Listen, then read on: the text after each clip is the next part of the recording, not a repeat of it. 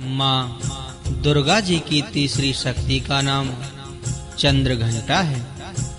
नवरात्रि उपासना में तीसरे दिन इन्हीं के विग्रह का पूजन आराधन किया जाता है।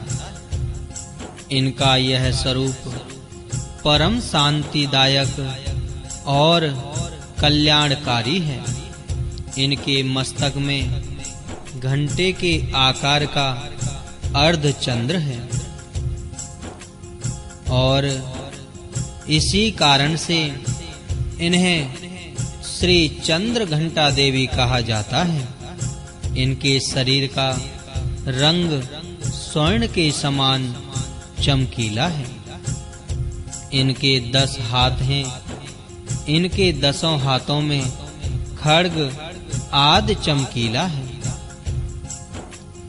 शस्त्र तथा बाण आदि अस्त्र विभूषित हैं। इनका वाहन सिंह है। इनकी मुद्रा युद्ध के लिए उद्यत रहने की होती है। इनके घंटे की सी भयानक चंड ध्वनि से अत्याचारी दानव, दैत्य, राक्षस सदैव प्रकंपित रहते हैं। नवरात्र की श्री दुर्गा उपासना में तीसरे दिन की पूजा का अत्यधिक महत्व है। इसी दिन साधक का मन मणिपुर चक्र में प्रविष्ट होता है।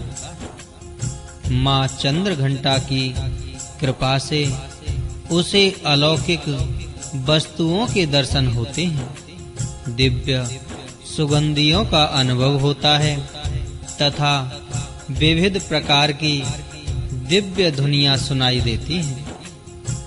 ये क्षण साधक के लिए अत्यंत सावधान रहने के होते हैं। माँ चंद्र घंटा की कृपा से साधक के समस्त पाप और बाधाएं विनष्ट हो जाती हैं। इनकी आराधना सद्यः फलदायी है। इनकी मुद्रा सदैव युद्ध के लिए अभिमुख रहने की होती है।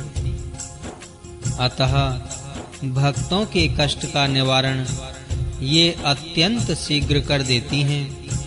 इनका वाहन सिंह है। अतः इनका उपासक सिंह की तरह पराक्रमी और निर्भय हो जाता है। इनके घंटे की ध्वनि सदा अपने भक्तों की प्रेत बाधा आदि से रक्षा करती रहती हैं। इनका ध्यान करते ही शरणागत की रक्षा के लिए इस घंटे की ध्वनि निनादित हो उठती है। दुष्टों का दमन और विनाश करने में सदैव तत्पर रहने के बाद भी इनका स्वरूप दर्शक और आराधक के लिए अत्यंत सौम्यता एवं शांति से परिपूर्ण रहता है।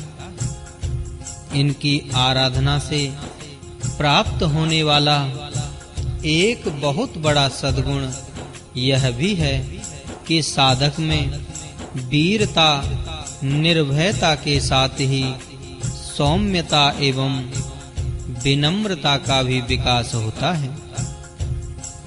उसके मुख, नेत्र तथा संपूर्ण काया में कांति गुण की वृद्धि होती है।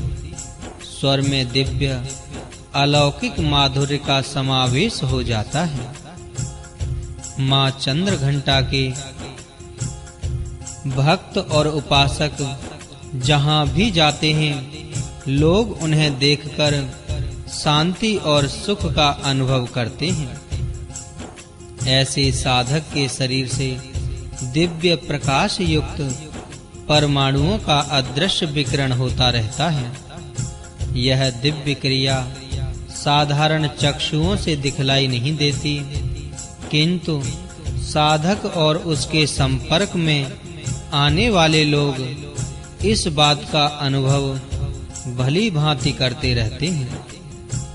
हमें चाहिए कि अपने मन, वचन, कर्म एवं काया को विहित विधि विधान के अनुसार पूर्णतः परिशुद्ध एवं पवित्र करके मां चंद्र घंटा के शरणागत होकर उनकी उपासना आराधना में तत्पर हों। उनकी उपासना से हम समस्त सांसारिक कष्टों से विमुक्त होकर सहज ही परम पद के अधिकारी बन सकते हैं। हमें निरंतर उनके पवित्र विग्रह को ध्यान में रखते हुए साधना की ओर अग्रसर होने का प्रयत्न करना चाहिए। इनका ध्यान हमारे इहलोक और परलोक दोनों के लिए परम कल्याणकारी और सद्गति को देने वाला है। जय मां चंद्र घंटा देवी।